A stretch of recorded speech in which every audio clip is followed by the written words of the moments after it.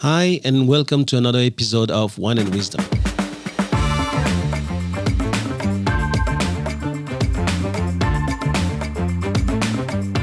I'm Thomas Hoang, and you're listening to the TL podcast, where knowledge is shared and no one takes themselves too seriously.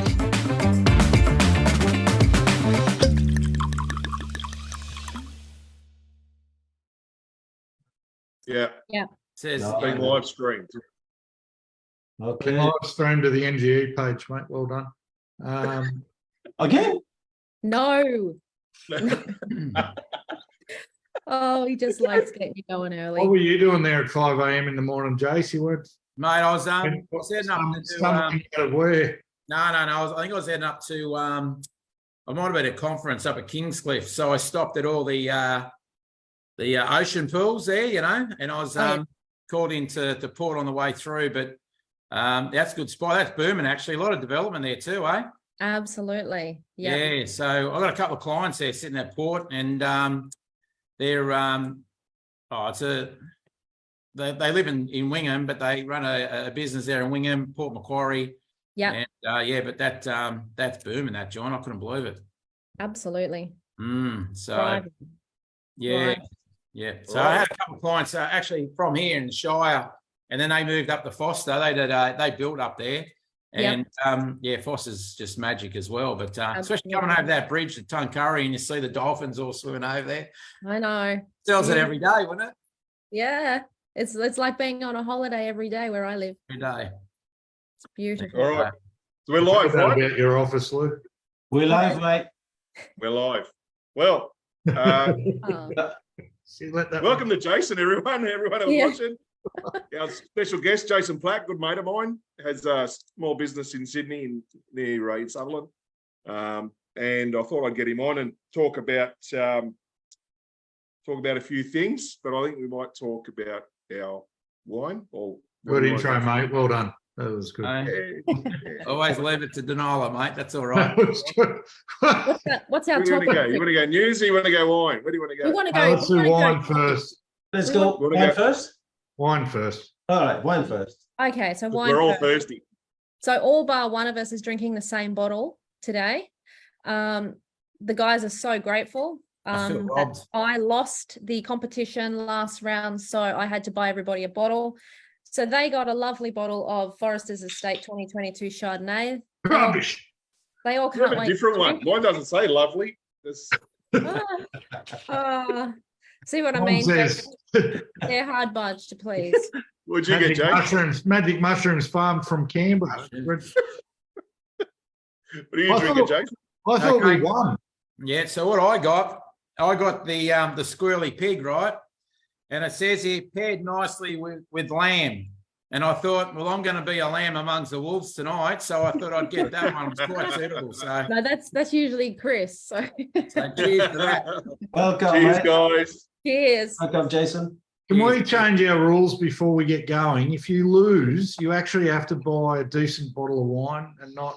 What's wrong with this? Have you tasted it? Yes, When? I can't say. I may have had to go and buy another bottle. So the rubbish that you're drinking. Because we never confirmed whether we were tasting this tonight. My bottle only lasted about 12 hours from the time I got home. Do you know what, guys, though? I'm not a big Chardonnay drinker. You guys know. You can tell. I thought I would get Chardonnay because I knew you guys all did. I had about 15 minutes spare one day to jump on and order, so I did, and this is what you've got. So I'm glad Thank you so much. And we can tell. Thank you, Lou. You're welcome. This Cheers. counts as your first loss for the next round too, because it's only a 3.9 on Vivino. So Cheers. pretty down one. You're already down. You're already down. Anyway, It's actually not bad. It's not a bad drop. do you know the reason why I chose it? It might not rate high on Vivino, but when the site that I was looking on had something like 400 reviews, and they were all 5-star. And I thought, well, if that many people think it's that good, doesn't always mean you have to spend $100 to get a good wine. You know, All from People wine. work at the winery. Yeah, we're all from wine. Anyway, Anyway, what's news? What's This news? is that fancy stuff. Got a lid. Chardonnay. He's on fire. All right, let's unleash What's him. in the news? Do you want to do dead Russians? He's not Dead dead. Russians, John Farnham, The Voice. What happened to Politicians him? that should be dead. But you, Oh. what's John Farnham's the only voice I vote for. I'm actually sending him back a picture of him and saying, I've got my voice. It's probably the only voice we know anything about. I am. I'm going to mail back a photo of John Farnham and say, got you sorted. Thank you. He should be going copyright, like infringement against the government. Using his... Yeah. They're gonna send out three. They're going to be Guy Sebastian, Delta Goodrum, and Boy George sitting on a panel of the voice. The only thing that I know about The Voice is that no one knows anything about The Voice. That's all I know. Anybody here knows something about The Voice? Nothing. No, I read the pamphlet. No, I didn't. I got my wife to read the pamphlet, so I still know nothing about The Voice. No, and I've spoken to a lot of people like Bruce in my office. He's big on this stuff and he likes getting right into it and he reads all the fine detail. He came to work this morning and he said, I read it front to back and I still have no idea what The Voice is about. So we'll see. Which is probably a fair indication, right? Yeah. If you don't know, all I understand is they're going to change the constitution. Mm. Albo was backpedaling last night on the current affair. I don't know if you saw that, but he was getting some hard questions there, and I don't think he was winning too many votes. Oh, wow. There's Well, one country that it went through in Hard questions on a current affair. Where did he put the trolleys? Because that's usually all they talk about is where did he? The voice was it was voted through New Zealand a few years back, and people I've spoken to said it shouldn't have gone through. It's been a detriment to the country, not an improvement, unfortunately. So yeah. Oh, is that since then that every plate on the road, every road sign's got both languages, Maori and in English? and they argue about who's at the top. Small things like that. Which one's written first on the sign.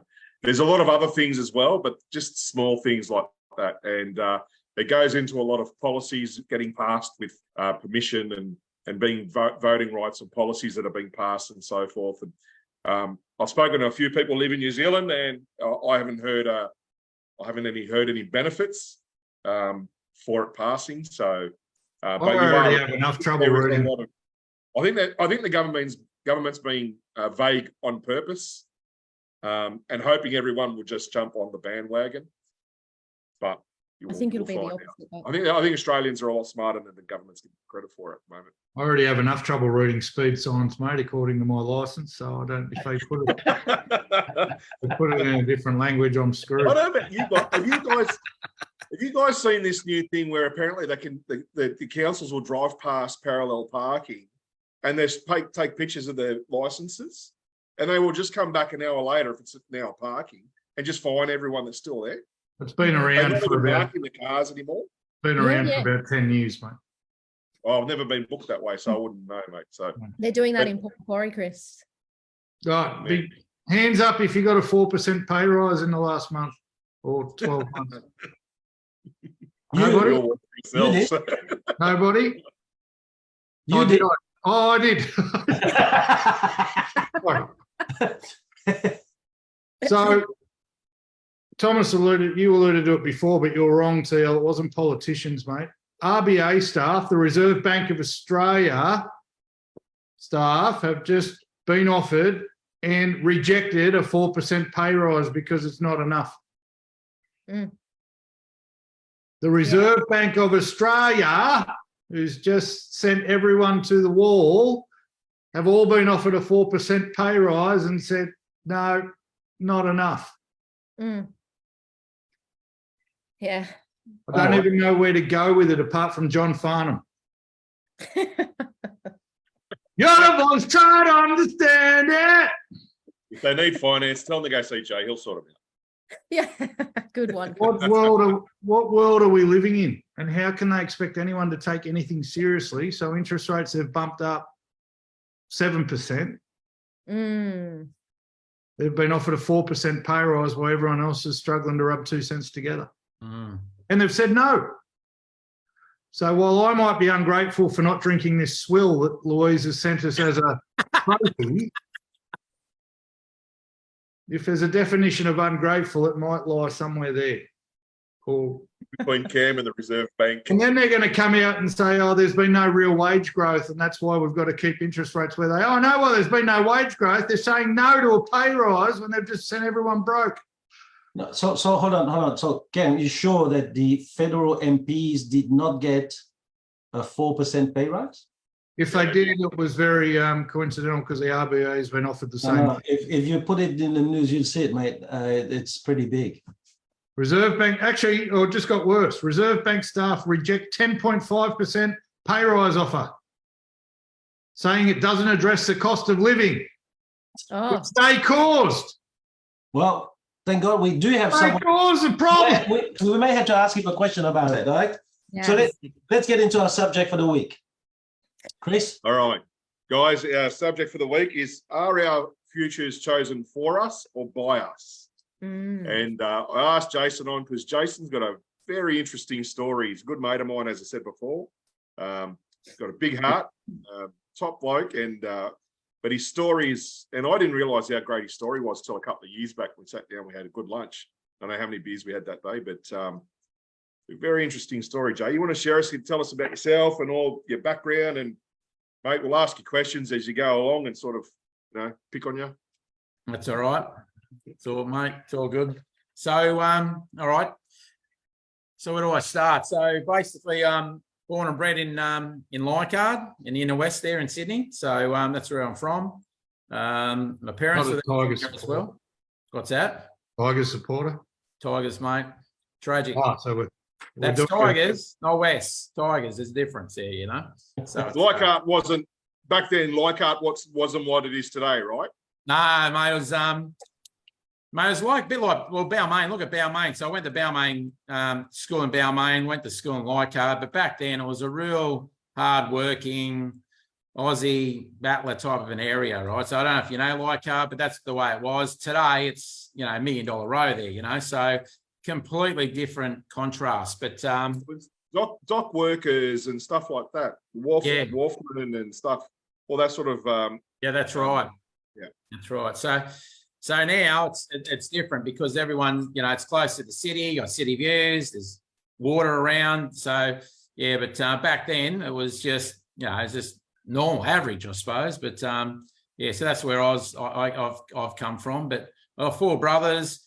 You know, my parents didn't have much at all. You know, like they had my parents had 4 boys at the 8. My mum was 23 and my dad was 21. He had 4 boys, so they had a, you know, like had me and thought this is all right and backed it up for another 3. You know, so then from there there was no way they could get a foot in the door. So they rented all their lives. When my grandparents passed away, they sort of squatted into their place for a while, and we stayed there for 15 years. So that's predominantly where I've come from, and no money. Like my mum and dad, my dad worked, my mum sort of drifted in and out, but it was mainly my dad. So one income feeding 6 mouths, you know. So not easy, and then on top of that, unfortunately, both my parents were heavy smokers and big drinkers, you know. So a lot of their income, I suppose, went into that. But I had a lot of freedom. So growing up, I had a lot of freedom. So when they used to say, you know, back in the day, come back home from the streets when the lights go on, but we could stay out till the lights went out the next morning, you know. So we had a lot of freedom there. So very fortunate in that way. Do you reckon it was freedom, or do you reckon it was lack of discipline? Yeah, that's a good question, and it's probably the discipline side, to be honest with you. You know, look how I raised my kids. There's no way that they would have had that freedom that I have. No way. But you know, probably, you know, a bit of both. Easy, you know. Today, what happens with kids today? You know, their babysitters are iPads and phones. You know, back in my day, you're out in your BMX, skateboarding, and running around the streets. You know, so different but the same. You know, so that was, you know, easy babysitting back then, and today it's the iPads and the tech. So I don't know what's worse, the crap that's on tech today, or being out in the streets playing with your mates and building those friendship and bonds, so it's all different. I say to my kids now, get out in the streets and go play with their mates. And they say to me, Dad, we are playing with our mates, but it's only on the screen as opposed to physically being out there, running around and playing handball and footy and all that sort of stuff. It's just not happening. So it's the same but different, but it's just a new world. But, we had that freedom. So, that was it for us. My dad had a couple of good jobs, nothing big, but nothing that was going to define them buying a property. They didn't buy their first property until I was 30. And it was basically they sold the place they inherited to move up the Central Coast, So they never once really worked, saved, went hard, put it together, a few little sacrifices to put a deposit together to buy a place. They didn't do that. So maybe that's a bit of a reflection on me.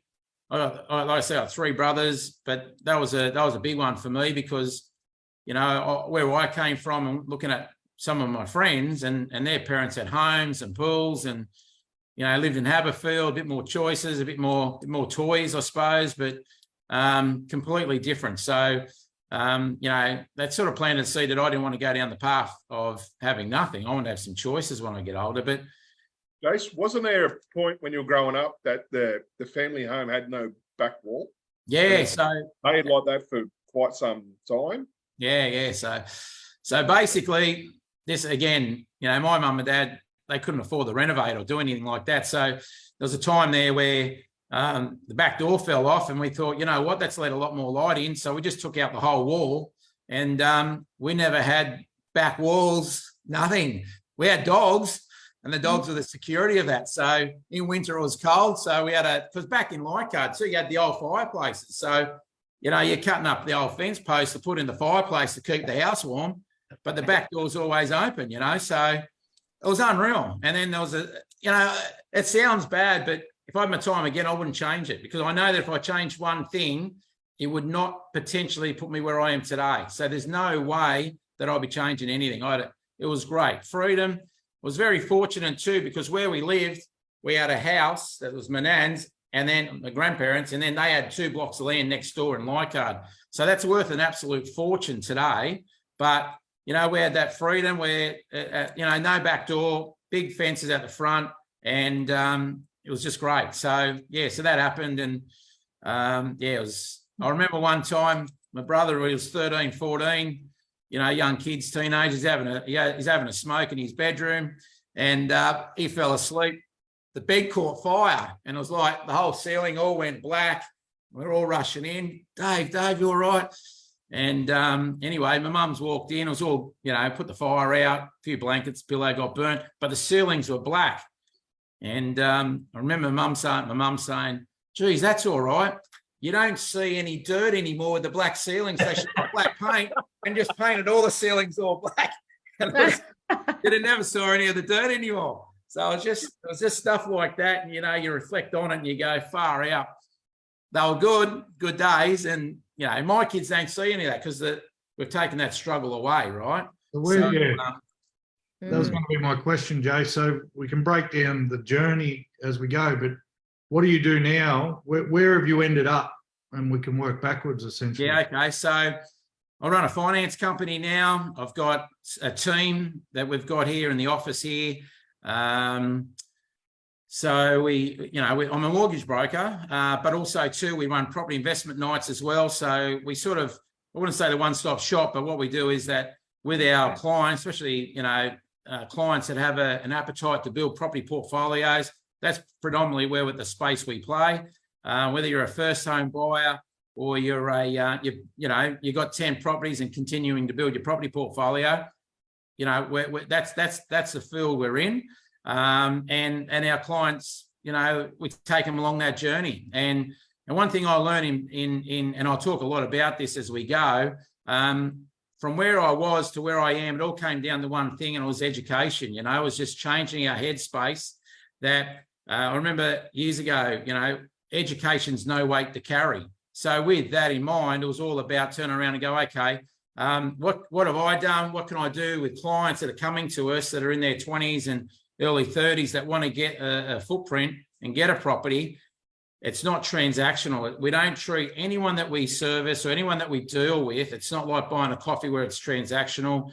We work with them on that journey. And, 25 years in the game, I've helped clients build one property to, 20, 25 properties, significantly change their life. So, yeah, that's where I am at the moment. What sort of level are we talking? I'm a property investor. I've been investing in property for over 25 years. I love it. I knew from the get-go I wanted to have credibility, not just talk the talk. I wanted to walk the walk as well, so that clients can see what we're doing and how we've leveraged and geared and that changed. So from 30 years ago to where we are today, obviously we can break that down, but there's a lot of building blocks along the way to where we are today. So I've got 3 kids. Bayhem and Ryan, 19, 16, and 15. One more at school. I've always tried to have the kids a little bit street smart, a little bit more savvy. It's starting to, you see that in the kids now, so which is great. So there you go. So you went from, so you're in Leichhardt, you've got no back wall, which is great for a bit of backyard footy. Nothing to run with. You're older, you leave school, you had 3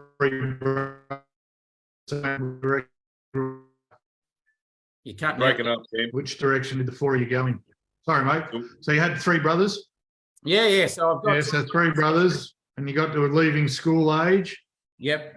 Which direction did you all go in?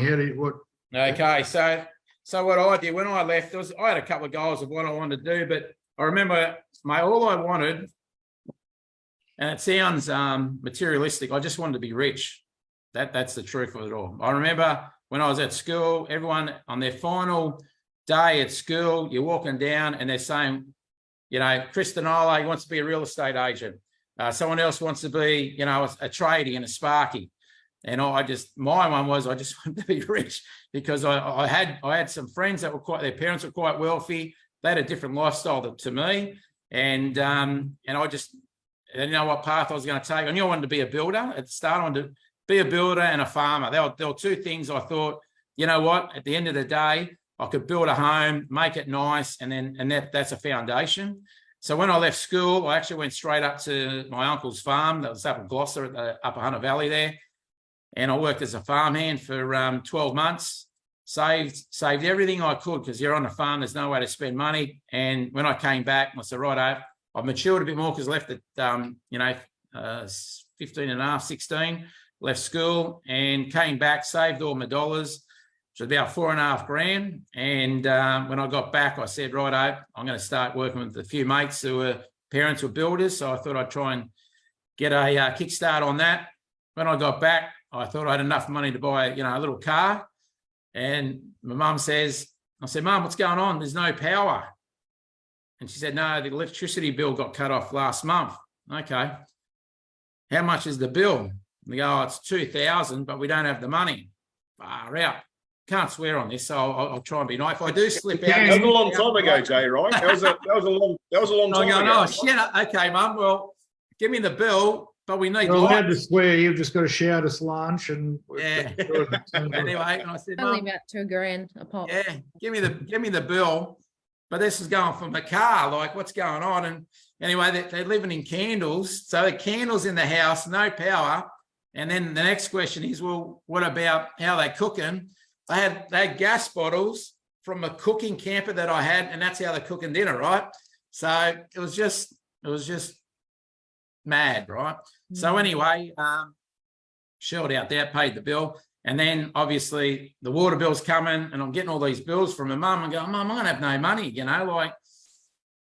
So anyway, that all went, and then straight away I thought, this is it. I got to go hard, and anyway, I started my apprenticeship. And I was a carpenter. Building, right? Carpentry, yeah, right? Carpenter. Yeah. Because remember, I want to get into carpentry and building so I can build a house. Then I've got a foundation and I will have a back wall, right? So anyway, So I got on an apprenticeship and just started working. But one of the good things I got from my uncle up on the farm was one thing I'll always do. I've got a high work ethic. So we'll start at 5 a.m. in the morning, finishing at, 11, 12, 1 o'clock in the morning being on the cattle truck. And that's milking cows, chasing beef cattle in the scrub, doing ring barking, clearing, then in the cattle truck. So my work ethic at a young age was really high. So that was one of the key, I suppose, pillars that was in my DNA. So when I got into carpentry, I had no problems working overtime, chasing, doing the Saturday, Sundays if I could, and doing that. So that's sort of where I came from the background. But along your journey, you meet some key people. So when I finished my trade, I did the Albie Mangles thing, and I went around Australia for a year and a half, and I came back and I had no money. And then I said, righto, now I'm a tradie, and I started working for myself. And I met this guy, this couple, Gordon and Greta, who they were amazing. He was a developer. He was retired. I'm starting my career. He's ending his, and I ended up starting working with him for a while. But he had one thing he instilled in me was vision. Just think big and chase it. Just chase it. So anyway, I worked with him for a couple of years, and I suppose the fork in the road for me was I met this lady called Mrs. Roach, Shirley Roach, her name was. She owned a company years and years ago called Sales Pursuit. This was one of those major turning forks in the road. Anyway, she gave me a couple of tickets and got me along to. Anthony. You're going too fast here, Jace, because I know this story because I've grilled you on it. Hang on. Well, so pull me up. You're working on her house, right? Yeah. What did she say to you? Hey? What did she say to you? Okay. Yeah. So anyway, she rang me up. So I put a little ad in the local rag there and in the paper for carpentry and maintenance and building and stuff. And she rang me up to build a decking for, a pergola. Anyway, I come out, went out, did the pergola, and she said, Jason, you're working too hard. You got to learn to work smart, not hard. And you need to sort of think outside the box, because what you're doing is great, but you got to sort of change your track of thought. And she owned this company called Sales Pursuit. So she said, come along to an event and it'll be great to have you. Anyway, I go, oh yeah, I'm thinking the event maybe a couple of hours. Anyway, I went for 5 days and the event was with Anthony Robbins. So anyway, I went along and that was the big. Didn't you sit down for coffee before the event and Anthony Robbins was there and you didn't even know who it was? Yeah. So along this, Mrs. Roach come up and said, oh, Jason, I want you to meet someone. Now, I don't know who these great speakers are of the world, right? Because I'm still cutting my teeth. Christinola. Yeah. So anyway, she said, I want you to meet a friend of mine. I said, oh, no worries. Anyway, I'm shaking this bloke and he says, my name's Anthony. Call me Tony. Anyway, I said, oh, I'm Jason. We're talking away. And she goes, you know who that is? I said, no, I don't have a clue. And anyway, it was Anthony Robbins. And anyway, we've had coffee and so forth. And in breaks, I had the opportunity to spend time with him. It was just a game changer. And then that was a 5-day course. The first 3 days was with Anthony or Tony. And then the next 2 days was a wealth mastery course. Now, this is starting to really feed into going back to what we're saying is the future chosen for us or by us? Now, I'm starting to say, you know what?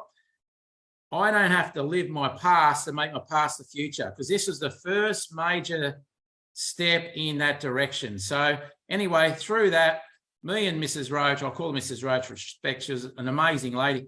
She then said, come along, Jace. I've got Brian Tracy. I want you to meet Brian Tracy. He's got an event. So all of a sudden, I'm meeting Brian Tracy, Anthony Robbins, Tom Hopkins. I met McGrath, John coming through. So I'm meeting all these amazing people. And then she said, and she's always saying, work smart, Jason, work smart. And then from there, that was the time that I got into finance. So I really started sort of saying, you know what, maybe I might have to start looking outside the realm of what I thought I wanted to do, but I could loop back around. So I got into finance and really started to knuckle down in the finance sector. And through through all that, I started to learn a couple of things. One is gearing, leverage, and really started to look at return, rate of return, investing. And that was really I suppose, the platform that started to set me up going forward. How about your siblings? How they been going? How are they what? Sorry, Tom? You had 3 brothers. Yeah, so I got 3 brothers. Did they also go to see Mrs. Roach's friends? No. So I got 2, they're all younger. So I got 2 twin brothers. I got twin brothers and then the younger one. So unfortunately, what's taken place with that is that I'll just use Dave. So Dave, David and Simon. Dave went through the insurance journey. So he's a big underwriter for a national or global company at the moment, extremely successful, done exceptionally well in the insurance industry. Simon, my brother, he's in real estate. He worked for Ray White for years and years and years in the eastern suburbs. And he was the one who introduced me to Gordon and Garita, the developers. So they gave me that vision. And then I've got my youngest fella, Daniel. Well, he's gone on the wrong side of the rock. So he went down the generational path, which is young, left school at 13, go back to freedom, goes back to what you're saying, Denola, about discipline and so forth. He left way too young, 13, became a baker, lost all, just left out of that, hit drugs real hard, basically became a criminal. So his journey's not one that I'll be promoting. So he's got multiple kids with multiple women, just a path that, and you know what, I look at that and I say to my kids, this is the sliding door moment, you know, like same blood, same DNA, same roof we came out of, just 2 different visions of what we wanted for our future and the future of our families. And unfortunately, Dan, as much as I love him as a brother, there was a time there we didn't speak for nearly 10 years because every time I seen him, it was too off his face. There's no way I wanted that crap around my kids. So unfortunately, you know, you got to make some tough decisions in your life. And that was one of the tough ones I had to make, where you cut your own brother from your family because of the bullshit that's going to go on. And I didn't want that through my kids. Yeah. So, and he's still lost. He's out there, but you know what? I caught up with him at Christmas last year. He's got 3 beautiful kids. I don't know how they've come out of this garbage, but they're great kids. So we'll see where that leads. But yeah, unfortunately, that's just 4 brothers, 4 different corners in the world.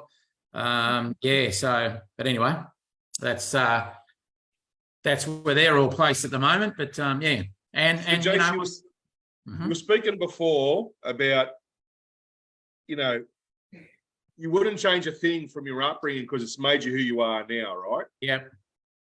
How are you going to help your children, your 3 kids? Because I know how highly and how much work you put into all of them. Yeah. How are you going to help them get the same lesson without going through the same hell, for want of a better word? And instill, because I know, mate, everything you've said's honest. And you've said, you know, you've got an outstanding work ethic, and you still have, right? That's what you learned it. How are you going to instill that into them? You know what? That's hard, because you know what? They've all got their own journeys in life, you know. So they're all going to have to. I can only lead by example. So my ex-wife Kim is another high performer. She's an extremely high performer, and we can only lead by example, you know. Like we every time, and it's even their friends. So their friends that they hung out with. It's like there's an old saying, "Don't water the weeds." So we're plucking the weeds out from the kids, you know, trying to get them in good friends, good groups. So you know, it's that power of association there, Chris. They've never met Chris. When did you start working with the intellectually challenged? I don't think you've given yourself enough rap for you. You know what, Ed? Jace was the one who convinced Rita to send our kids to a different school, actually. So our kids shared the same school, actually still do, because one of them. So you're Rita's friend and Chris is Yeah. getting community. I'm getting tag community along. service. You know, a bloke we have coffee with of a morning. Yeah. But I just want to go back a little bit because it's very interesting. I just wanted to know, why was it that 3 of the 4 boys bred and going through the same things, seeing the hardship from same parents? Is it because you guys went through hardship and went, I don't want that, and the last one was maybe spoiled by mum or dad? You know what, Thomas, you've nailed it. The youngest one, in my eyes, was the golden-headed child. So unfortunately got away, got swept under the carpet. But you know what, to be fair, there was no way in hell was I going to go through this earth and be looking over my shoulder for $1. You can shove that. That was just not in my DNA. I wanted to know that if I was going to bring kids, have a family in this world, I wanted to give them some choices in life. You got to be careful because there's a fine line between spoiling them and then spoiling too far, they go off the rails, right? Because I don't have the magic number. I don't know what the magic is for that. You know, I look at $3. No? $3, I've decided. $3. That's the magic number. So but You know, I look at other people and I go, oh, yeah, they've got such great kids. They've started their careers, and you know, I'm very competitive, so I do compare myself to others, and I do that even with clients. Every day I'm seeing the client, you know, saying, okay, we've done okay, and that's just that competitive streak in us, right? So to get the kids where they're right, you know, you try and weed the crap out. But unfortunately, this is what I was saying before, and you ask yourself, who are your influences when you grow up? For me, it was my grandparents, and indirectly was my parents, right? Today, it's this garbage, you know, it's all the phones, the stuff on this. They're on socials, they're on Instagram, they're on Facebook. There's so much stuff going in. Unfortunately, the influence that maybe mum and dad may have is getting smaller and smaller. And how do you control that? I don't know. But all I can do is lead by example. Both Kim and I lead by example. And hopefully they see that and have a bit of drive. And that's why we got a farm. One of the reasons we bought a farm years and years ago was that I wanted them to see that by trading cattle, buying and selling and breeding cattle, when you go to the sale yards, learn how to negotiate, learn to appreciate the work and ethic and the value that you put into it to get the rewards. So when you take it to market, whether it be cattle, whether it be property or in real estate, what can you do to upgrade the value of what you've got, to sell it, to make a profit, to move on to the next thing? So, you know, we that's one of the reasons why the farm was there, gave them independence, gave them, there's a, you know, just stuff that they could learn to use in the real world. So, and get it choices out from the city and the country. That's what we wanted. Yeah, it's great. Jace, just thinking back to your story, I think we possibly grew up in the same household, to be honest. I have a very similar story to you. But what's sort of sticking in my mind is when you said you left, when you were leaving school, you just wanted to be rich. For me, did you know what rich was, or did you just want a different lifestyle at that point? Is that the, like, it's easy to say you just wanted to be rich because, you know, I think about that myself. I didn't have the words. All I knew, I didn't want to go forward and bring kids and everything else into the world the way that I had been brought into the world and what I went through. So is that, do you think, the turning point for you? Did you know back then, that young, that it was just, you didn't want to bring, you wanted to break the chain? When I say rich in choices. Yeah. So I wanted that. If I want to go out and I find the best time for me to connect with my kids is when we're out for dinner, away from home. There's no phones, there's no garbage, there's no nothing. I've got 3 bodies and myself, and we just talk and we talk and we talk. Yeah. Now, if I was struggling for $1 and hadn't laid the foundations early on in years, I probably wouldn't have that choice to do that. So where did you take your kids recently, Jay? Where did you take your kids recently? Yeah, so just only 2 weeks ago, we got back from Cape York. So we drove up to Cape York. Well, I drove to Cape York. They flew in. We spent 3.5 weeks off grid. Again, no, there's no tech up there. It's unreal. And mate, I can tell you now, the stuff that they open up with, it's very awkward because what happens is we're driving for hours. So the first hour, everyone's trying to work out, you talk the low-lying fruit garbage, right? And you're going, then it gets into the next level, the depth, and the depth gets deeper and deeper because we're all in a car driving, And we're looking at seeing when we start talking about, okay, and what do you want to do with your life, love? Yeah, I want to do this. And then Bailey, because my son, the old son wanted to get into acting. So he's done acting for the last 2 years. So then it's like, well, okay, let's talk about what are you going to do when you get back? Because you're starting to drift on that a little bit. You know, we talk about, you know, starting to do some stuff he shouldn't be doing. He's 19. The world's free. His oysters opened up and here he goes. And it's like, and you know what, the best conversations was not me saying it. It was his brother and sister saying it. Bailey, you need to get back and get a job, get on the phone, start talking. If you're going to do a trade, you need to start phoning people up, get your diary set up. You need to know what you're going to do. You need to have a routine in the morning, babe. And when you sort that out in the afternoon, I'm not saying any of this, but this is what I believe the kids are seeing their parents do. And all of a sudden they're telling each other this. If I'm saying it, it's not going to happen. It's not true. But if each other are saying it, it's true. So that's that third party endorsement, I think, with the kids. And, you know, they're the conversations we had because we were locked in the middle of nowhere on the top of Australia. And it was just That's amazing. Unreal. Really good. I like to go back a little bit. Yes. And yeah, far away. I'm sure that your children, like my children, they don't know what hell means. No. But you say that you obviously believe that you design your future. I get. But then in many ways you said, I wouldn't want to change a bit of what has happened to me because I'm scared of changing things. So is there maybe some level of determinism in there too, that, you know, maybe the future has been designed for us? Yeah. So sometimes I think and reflect, because you look at your kids. Has everyone got kids here? Everyone got kids? Yeah. Okay. Yeah. I look at my kids and I think, the little buggers, they're spoiled, you know. Like I never had a mobile phone, and they go, Dad, but there were no mobile phones when you were around. Yeah, I know, but I didn't have this stuff, you know. Like anyway, and I sometimes I reflect and I say to myself, just to myself, I wish I'd lived in a crappy old fibro out in the middle of nowhere, and you guys would really appreciate. You'd have to plant your food, harvest your food, cook your food, and then you might appreciate what you got. But the trouble is there was a great saying, and I lived with it for years. It was, don't deprive your children the opportunity of struggle. And I've got to tell you, I've actually taken that opportunity to a degree away. So that resilience, I don't know. So for me, the determination was I just wanted, going back to being rich and so forth, was choices. I wanted choices.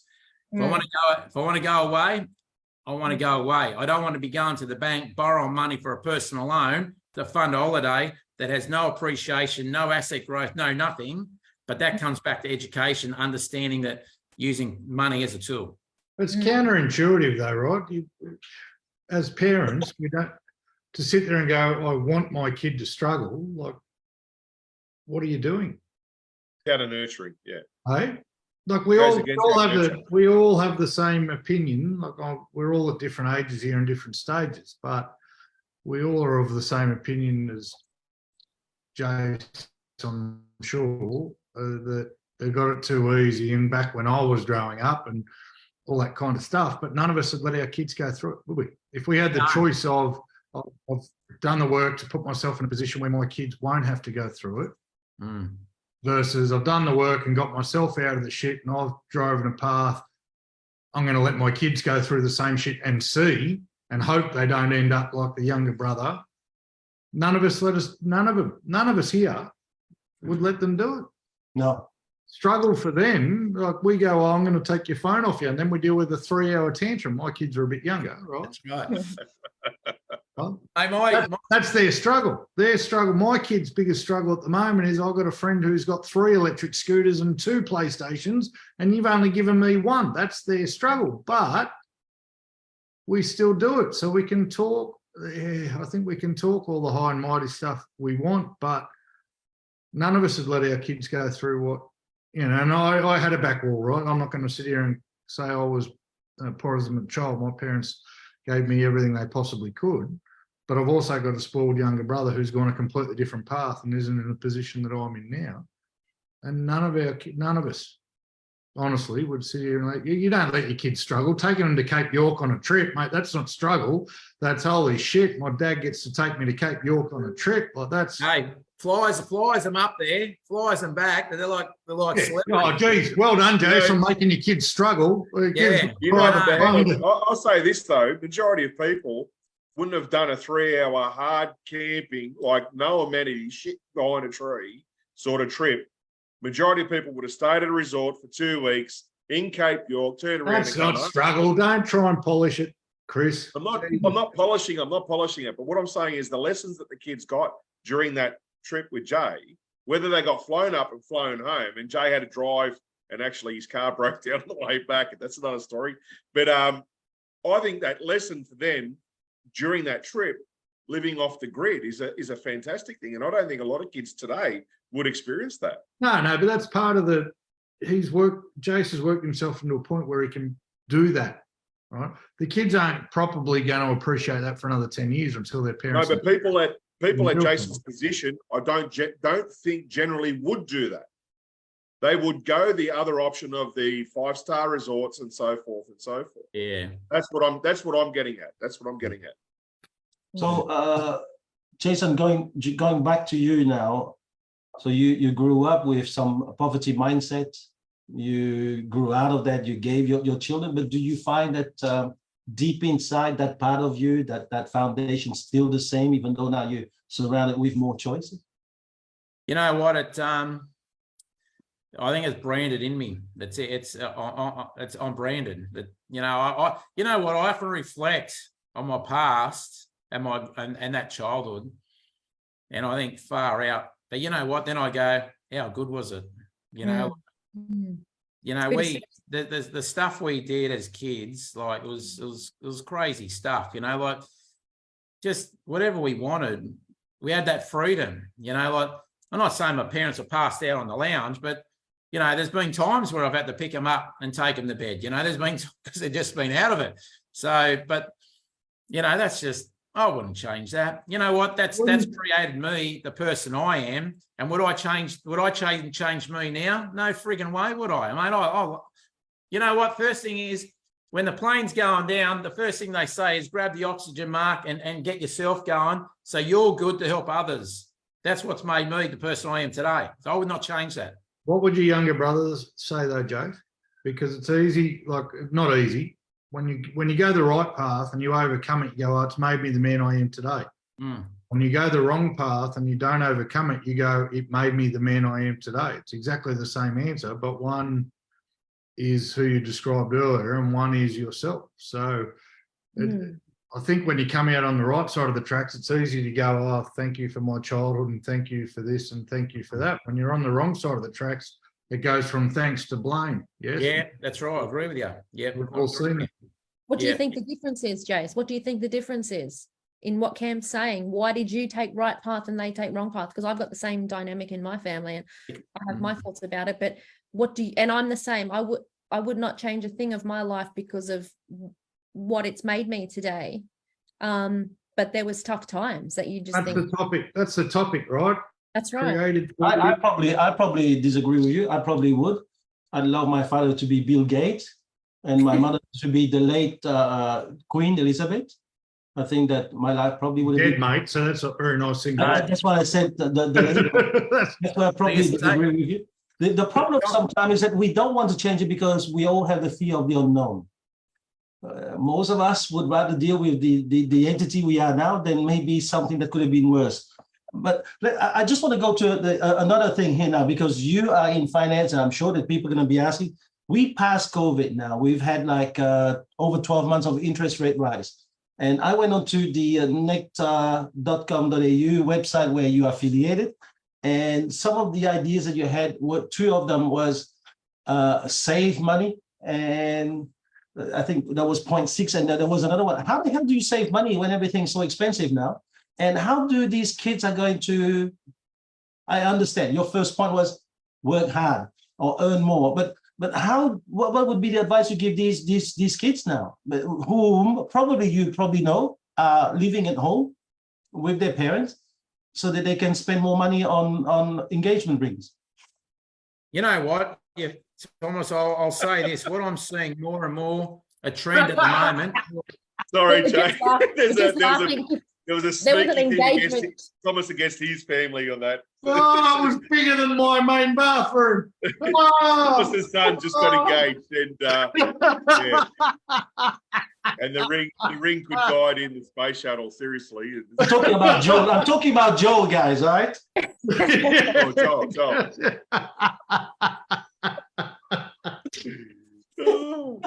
No, Jay. Oh. Back to that question. So, what advice would you give to the young ones today? You know what I'm finding, and you guys been in the industry, you'll see. I'm seeing more and more multi-generational families living together. Yeah. So I've got clients that are building houses now, and they got to allow for nan and pop, mum and dad, and then the teenagers with the teenage retreat. So all of a sudden, we've got 3 generations of families living in one roof. So, and this is, as you go out west, let's call it, Oran Park, all that sort of area as an example. I've done multiples where they've said, Jace, mum and dad are going to sell their place. That's going to help us be in a position to buy something a bit bigger. And then the kids are going to have theirs. So we're allowing for them, for their future as well. And these are like 6-7 bedroom houses. And they've all got, different areas, I suppose, where everyone can do a time out with 2 kitchens in it. So I'm seeing more and more of this. As going back to your thing, Thomas, mate, if the money's not there, how are you going to save it? I don't know. How are you going to save that? And you talk about disposable income. Today's world's all designed to bleed the cash flow, and that is subscriptions. That's your Netflixes, your stands, your mobiles, your data, getting extra data. And that's even before you start putting food on the table. And then at the moment, you're looking at food prices and so forth. It is getting harder. And I don't know what the answer is. Like it used to be, maybe back in my day or a bit older, where you could live off one wage and a family of 2 or 3 mums at home raising the kids. They're gone. People have now got both mum and dad, and they've got a part-time job on the side, just trying to cut and make ends meet. And I don't know, I don't have the answer, but everything's going against the grain, because we say that we're in tough times, rising prices, but yet property prices are still moving up in pockets, so we've got high rates, prices unbelievable, record prices going through on property, and we got prices of food, unbelievable prices on food. Everything's just expensive. So I don't have the answer for you there, Thomas, but what I am seeing is mums and dads, and go around anywhere you want, even in my area, all of a sudden the old fibro garage that's been knocked down, they're putting the granny flat. That's a studio, and that's allowing for mum and dad. I got a client just that I spoke to last night. He worked for a company for all his life, 40 years, retired, sold their place, and all they had when they take out the loan was $200,000 left over. And then they used that, and they said to their family, we need you guys to pull in, and we're going to have to buy a home together. So they bought out at Oran Park, and they built a home. So they've got Nan and Pop, Mum and Dad. And you're ready for this? So Nan and Pop, Mum and Dad, their kids, and now they've got a sibling that's moved in as well. So all of a sudden, the sisters moved in as well with their partner and their family. So all of a sudden, because they can't afford it, the rent's too high, the rising rents that's going on. So you know what? I don't want to be negative Nelly, but the reality is people need to turn around and start going, okay, well, do we really need Netflix, Fox, Stan, or Prime, Amazon? Do we really need all of those? Copping 10, 15, 20 bucks a month coming out, there's $100, $1,200 a year. Or can we look to redirect that into something else? And, coffees, I mean, don't get me wrong, we're all professional. We all buy a coffee, get a coffee. But when I have clients, because we're in the finance industry, so when we get their statement now, we've got to assess their loan capacity. We see what their expenditure is. Watch out for gambling accounts, mate. What's Watch out for gambling accounts. I'll do you in every day of the week. We had a client that had a TAB account and was just tapping $1 or $2 every night. And I was just with his mates on the weekend. They might max out maybe $50, $80 every weekend, sports bet. Instead of going out to a nightclub, they just catch up and have a little punt with themselves. Did the loan declined. We had to restructure it. They had to wait for 6 months. Then I said, guys, if you're going to have a little bet on the weekend, take it out cash. I don't want to see anything on the statement because that's going to decline it straight away. because they're looking at habitual spending, gambling, no-go zone, and that loan was automatically declined. So there's things like this that the banks are really pulling up that are saying, you know what, do we really want this on the books? And the answer is no for a lot of that. So, you know, you talk about savings, Thomas, to savings is going to come back from a need and a want. They're two different, and they're getting further and further apart. I think the devil's in a lot of the detail of what you just said there, Jason. Words,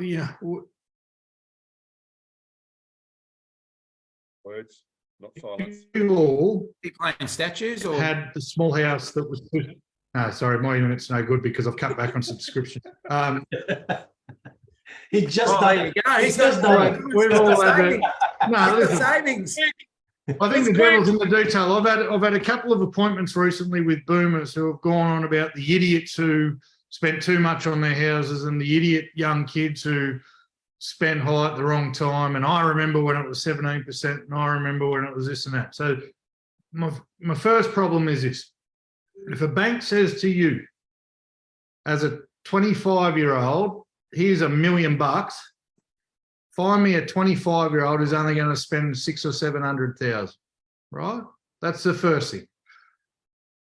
The second thing, you've said they're all multi-generational. We've all grown up in small houses that we've outgrown because of our kids, but we've had to stay because we could. So the sense of entitlement and the comparison with people, since when is your first home a 4-2-2 garage with a pool and then you complain because you don't have a backyard, right? I've got a house on the market at the moment that's $700,000 and people are coming in complaining because, oh, the bedrooms are too small. And I go, well, if you've only got $700,000 to spend, guess what? You're going to be buying a house with small bedrooms. So that it's the multi-generational stuff is parents have to go in with their kids to give their kids a 2-story home with 3 bathrooms and 5 bedrooms and a full backyard instead of small 3-bedroom home to start out, to get on the ladder, to do what they can. And then you've had the bank that said, and that's the people where the bank said you've only got 700. So then the parents are like, oh, we'll kick in another 500. So you can buy a $1.2 million home instead of buying. That's true. Instead of buying a 3-bedroom home that would be perfectly fine for you. And then you got the other end of the scale where the bank said, here, go and have $1 million or $1.5 million. In our Barrow office, I'm seeing first home buyers during COVID spend $1.5 million on a knockdown. And now they're screwed because they didn't have, and whether it's they're coming from backgrounds where they had lack, so they've got to have it all, or whether they didn't have the advice, or whether they had the advice, but screw you, mum and dad, I'm not going to listen to what you tell me. I'm going to spend it all. Like it's a compounding issue that, and go, yeah, you could take it as deep as you want. The government's laughing because that's how they're keeping everyone controlled if you want to go down that route. But if a bank's going to tell you got $1 million, good luck finding someone who's only going to spend 500 of it when that's all they need. Well, they're choosing their future for themselves, aren't they? It's not being chosen for them, it's chosen by them, right? But if I give you $1 million, you're going to only spend 500 of it? They're making the choices, right? And it's unfortunately the entitlement attitude or the want it now, pay for it later sort of lifestyle that everyone's been systemically. Look, we've just, I mean, it's changed now where because they changed from assessing loans at 5% above, and then they said, oh, it'll only be 2.5% above what the actual loan rate is. So all of a sudden, people's borrowing capacity went up. Now, obviously, people's borrowing capacity is going down. But I don't care who you are. In the world we live in today, Instagram and Facebook, you got $1 million to spend. Looks a lot better on Instagram if you spend $1 million on a house you don't need versus 500 and keep 500 for a rainy day, doesn't it? Well, the socials, like you're saying there, Tim, that's the new keeping up with the Joneses, isn't it? Because everyone looks at social and goes, Jesus, they got a pool. We're going to buy us with a pool. Or hang on, they've got a bigger yard. We'll spend more to get a bigger yard. So the new keeping up with the Joneses is the socials. That you get that all the time, And absolutely. And how do you expect people to save money? Like Teal's question was, oh, how are you going to tell a kid to save money now? And the bank says, here's $1 million, go for it. But you know what? I guarantee you go to any house when you do your MAs, and all of a sudden every kid's got a TV, big plasma in their room. They've all got their gaming machines, the PCs or whatever they are. I agree. Mm. Well, we don't do MAs. We only do LAs here. But, So you've done 25 years in the finance. Are you saying that the future of our children actually chosen by us? That's a real good question there, Thomas. There's some truth to that, yeah, because I think, you know, like you know the property cycles yourself. I mean, the wages hasn't been keeping up as fast as property's been going up. the RBAs have. The 4%. 12, 10 and a half. Mm. You know what? The average punter out there, put it this way, when I'm not seeing, but even though we're having this conversation, when I see apps coming through and we're looking at statements, people are asking a lot of questions, but I'm not seeing people come to us and saying, Jace, we can't afford the loan. We're gonna have to sell the property. That hasn't hit us yet. And that should have hit us maybe 2 rate rises ago. That's coming. And they've been saying it's been coming for 2 years. Nothing's happened yet. So let's see how it all plays out. But I would have thought there would have been more activity for clients coming or say, Jace, we're going to have to downsize, or we're going to have to cut back on something. Can you come and give us some budgeting advice? We're not getting those conversations. So I don't know. You look at it yourselves. Are you as real estate agents, are you doing the market appraisals? Are you getting out there to see people that's saying, hey, we need to hit the market by spring, to offload it before Christmas because there's nothing around here much for sale? Denola will back that up. What I'm seeing is not the people themselves in particular with the mortgages, but we talked about coffees and stuff like that before. I've got quite a few clients at the moment who have small businesses, and there's some in cafes, there's some in golf lessons, there's some in bits and pieces, and that is all dried up, mate. People aren't buying the coffees, and people aren't going and paying for golf lessons, and people aren't doing all that stuff. I think we're right on the brink with that stuff now. Yeah. I don't think they'll raise them again now, is my prediction. I think there's enough pain. If they were to do that, it'd be absolute carnage. And I think the carnage you're talking about that you haven't seen that yet is only being delayed, mate, because maybe. $2.40 for a litre of petrol and all that stuff. People, there's a lot of pain and people are hanging on. But what I'm seeing is people hanging on. They haven't got to the point yet where they'll say to you, I can't afford my loan. And unfortunately, because we're human beings, usually by the time you say that, it's too late. Mm-hmm. They're not coming to you advice on how they can keep their house. They're going, you're right. And I think we're starting to see quite a few investors start to sell up their investment properties, because the legislation around rentals now is that the rent can only be put up once in a 12-month period for rental return. So, you know, the rents can't go up as fast as the interest rates have. And so they've leveled out now. And a lot of people that took the advantage of the increase, they did so in a large chunk of $100 at a time. But $100 at a time, if you've got $1 million loan, well, that's chump change, isn't it? Really, it's not making any dent in the repayments that are now required. So we're starting to see a little bit of those type properties hit the market. Lots more, you know, I must have taken on probably 5 or 6 of our own rental properties that we manage currently in the last 4 weeks, you know, so it's a trend that I'm noticing. But like Cam said, I don't know, we're on the cusp, I think. Yeah.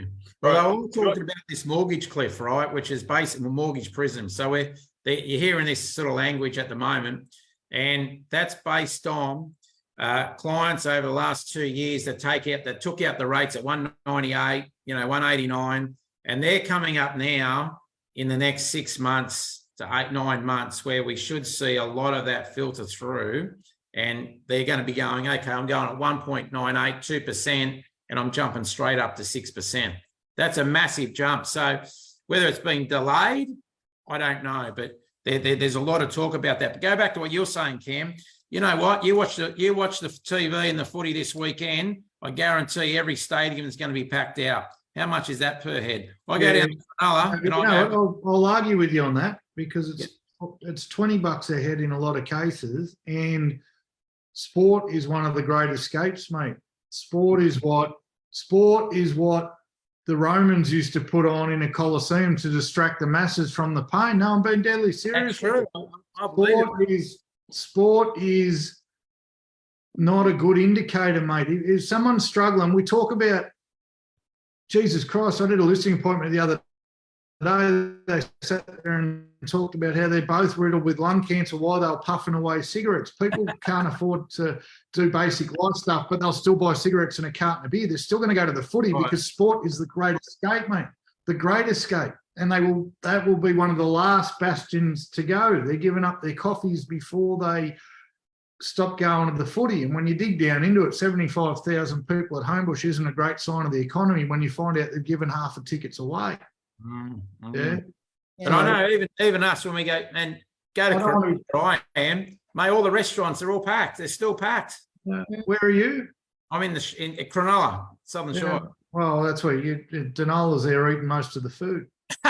Listen, I've never been a doom and gloom merchant ever. Oh, no. But I've sold houses to people over the last couple of years, especially where they're not borrowing 80 or 70%, they're borrowing 95%, right? And they were given that money on the basis that interest rates weren't going to go for a time. They were getting a lot of overtime at work. People in the construction industry who paid $1.4 million for a house in Carryong last year got given the money based on their overtime. The construction industry shit itself because no one can afford to build anymore. His overtime's gone. He's screwed.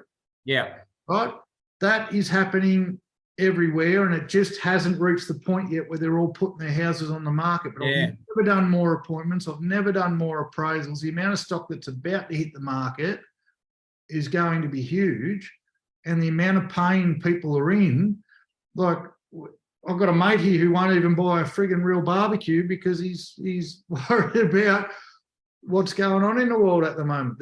It's coming, man. It's 100% coming, and it's not doom and gloom. That's just the pain I'm seeing on people. And if they're not feeling that pain in the shy, I'm really happy. I don't want people to be going through pain. We don't want that. Yeah. But to sit there and go, it's not coming, and the pain's not there. I'm not seeing it. I'm seeing the exact opposite. The exact opposite. But people, here's the thing. I saw Mark Burris said when interest rates first going up, he did an interview with someone, and he said, "Listen, my best advice is do not let pride get in the way. Do not hang on until it's too late. Your house, that's bricks and mortar. Your home, that's where your heart is, and all that stuff. Your memories, they go with you. When you start feeling the pain and it starts to become too much, sell it and get out." And unfortunately, as I said before, they're only going to come to you for financial advice once they're already buried, Jess. They're not going to ask for it, because who wants to rock in? "Hi, I'm screwed. Can you help me?" They're not lining up they're not lining up outside your door to tell you that they're starting to struggle, mate, because it's not, you don't fight through what you fought through. You don't build what you built. You don't finally get your first home or your second home. You don't finally give your kids their dream home. What about the people who have bought their second home and they finally give the kids the backyard they want, the pool they want? How are they going to admit that they can't afford it anymore? How are they going to go and tell their kids until it's absolute dire straits? How are they going to go and tell their kids that they can't do it anymore? That's why we're not seeing it. The effect, we're on the edge. Lou said the cusp. We are right on the edge. If one more thing costs more to live, there's going to be carnage, absolute carnage in all that. And my businesses cover 120 kilometres. I'm not talking about one suburb. I'm talking about the whole corridor. The pain that's there is real. And it's funny that Jason doesn't see it. Yeah. You may be selling house, but he's the one giving you the money. Yeah. You know what, we're doing a lot of there's a lot of refis out there, and they go one lender to another. But that's, some of these guys going, like I say, they're coming off the low rates and they're reassessing the whole position, and it's just, okay, what do we do the next? What's the next move, or what's the next step? So pricing for us is a big one. So we're doing a lot of pricing and rate reviews, which is all part of the package. But I've got to say, so wouldn't the fact that, and I got an email from another brokerage firm today saying refinances are up 13% over the last month, or I can't get the exact time frame. Yeah. Wouldn't the fact that so many people are trying to refinance be an indicator of pain?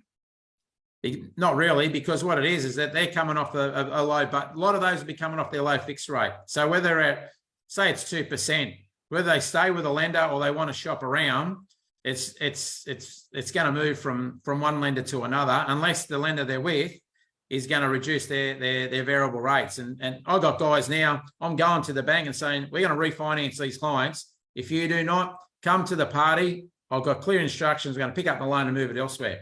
And one of the lenders today, I had in today, they said, Jace, we can't do anything about it. If they go, they go. And I'm saying, so you're happy to let a good client, been with you 4 or 5 years, walk out the door and chase new business that's hard to get. And they're happy to do that. Isn't that an indication of pain, though? That's an indication. That's an indication of pain across the whole area, though. Yeah, but people aren't trying to refinance because they're happy paying more, and people aren't happy to let paying clients go because I could show you bank statements, mate, of clients at the moment, and you would go far out. Why are they still going out? Why are they going out 3 or 4 nights a week? Why are they buying? I get it. 8, 10 coffees a week? Why is why are the subscriptions still there? If they're really feeling that pain, let's bring it to the table and let's look at where we can save the family home. You know, like if you can save a client $300 a week, or sorry, $200 or $300 per month, over time, that's going to pay for some of these rate rises that they've hit. Yeah, but that's a different about priorities. It goes back to need and want. And I'm not saying that the cliff is going to come. There will be something come through. But we lived through the GFC. That lasted for 18 months. And then what happened after that? It grew. Yeah, I'm not saying we're not going to live, man. I'm not saying it's the end of the world, but you're saying you haven't seen you started off by saying you haven't seen the pain. There is pain there, man. Yeah. And I probably won't see it either. Maybe I'm totally wrong. This is why I wanted to know the psychology of the finance. I believe we live in a generation where all of us here, the 5 of us, I guarantee you, may have endured a tougher lifestyle than our kids, for sure. We would sacrifice and do everything so that they have it. And I would say my big claim is that should they have a house and go through financial problem, we would do something to make sure they're out of it. Something that maybe our parents haven't done for us. Mm-hmm. And so this is why I ask you, are we weakening then our kids by designing the future for them? Because no one around here, even if their children were 18 or anything, do you know, paying board is something that I haven't heard in the last many years, right? Where when I first arrived to Australia, everyone was doing like rental board, but like you're 14, you're working, you pay board at home. I'm going, that is disgusting. How could you do this to your kids? Mate, these days they go home, they open the fridge, there's no Coke, they go, there's no Coke. And you look at the rest, you feel guilty because there's no Coke for them. You know? So I can guarantee you, when the cliff arrives, the parents will do what in Europe they've been doing, which is the parents use their equity to get the kids out. Jace has already said it. You said it earlier. You're doing record numbers of multi-generational stuff, and that's what I'm saying. That's indicated. No, that's pulling money together, Cam. That's different. Pulling money together, that's an invention that the Vietnamese have done like a few thousand years ago. Yeah, but it's to avoid the pain for the kids. The kids can't afford to buy a house, so here I'll sell up. I've worked hard my whole life. I'll sell up. We finally got to a position where we want to be, but so you can get into a house that you haven't worked in a position to get yourself, we'll sell up and help you buy it. That's an indicator. It's not you won't see the pain TL because it's been covered up by all that stuff, and that stuff is going to run out. Then maybe they agree with Jason about the fact that the cliff will be avoided that way. And you know what? It goes back to Thomas. We deprive our children the opportunity of struggle because as soon as they feel pain, what does mum and dad do? Rescue. We buy them out of the pain. We buy the pain. Yeah. And you're right, you nailed it. We buy the pain. Exactly right. And that is exactly why, you know, I thought about when we were talking about that earlier in the podcast, when that subject came up, and I thought exactly what we said. We do everything to protect our kids, yet talking about Jason's upbringing and a little bit of my own, and I know we've all had our own ways. It's the beauty and the adversity that we had to face that made us who we are, you know, and yet we deprive our kids of that because part of us always wants to protect them and give them a life that we never had, but we don't realize, you know, it frustrates me so much when I see these parents, they go buy their kids their first car, and that first car is 40 grand or 20 grand. And I think, are you kidding? Like my first car might have been $300 and lasted a month. You know what I mean? But this is the thing, like our kids don't, not that I've bought my kids cars, but a lot of kids don't know the struggle. And it's the beauty of the struggle that makes you who you are today. Correct. It's Well, funny you say. we're getting to the end. We're getting to the end. So what I like to do is maybe just to have a bit of a question here. Who thinks that we design our own future? Okay. And who thinks that, you know, it's designed for us? Okay. Then Lou, what are you? You're in between. You're on the fence? I'm on the fence. I think there's a lot of things that happen that we get to choose our future, and there's a lot of things that happen that sort of choose our future for us. Yes. Okay. Oh, well, thank you so much, Jason, for being here. I think that one of the things I really was inspired by is how you're a fighter, and you have determined very well that it's not the condition you're born in that determines your future, that you actually have some sense of freedom in choosing your path. And I think that you're really reasserting the line that, you know, that I think it was in Rocky, that you need to do everything you can, the best you can, until the destiny reveals itself to you. So may I thank you so much for today. And I hope somehow you can be that light beam for your youngest brother, and somehow along the way get him to the next level of himself. Thank you very much, team, for today. No problem. See you guys later. You guys. Thank you all. Thank you. Bye. Bye-bye. Bye. Bye. Bye.